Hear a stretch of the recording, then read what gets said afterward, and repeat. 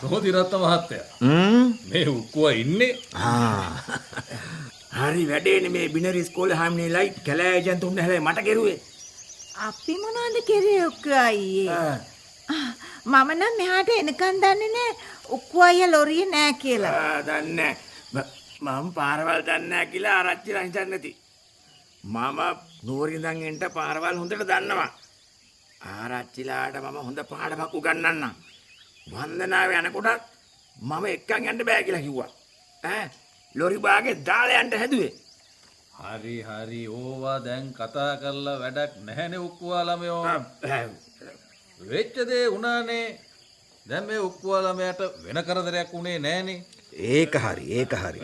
ඔයගේ වෙලාවට ඉතින් කාටත් අමතක වීම බැරි වීම වෙනවනේ නැද්ද ඉස්කෝලේ මහත්තයා? ඒක තමයි. ඔව් ඉතින් ආරච්චිලාටයි කපුරුලාටයි මේ ආරච්චිලා වලව්වේ සේරවටමයි ඉතින් දැන් තමයි කදිර අයියයි මායි අමතක වෙන්නේ. මම මේ වෙච්ච සේරම මට කරපු මේ වැඩේ මම සේරම කදිර අයියට කියනවා.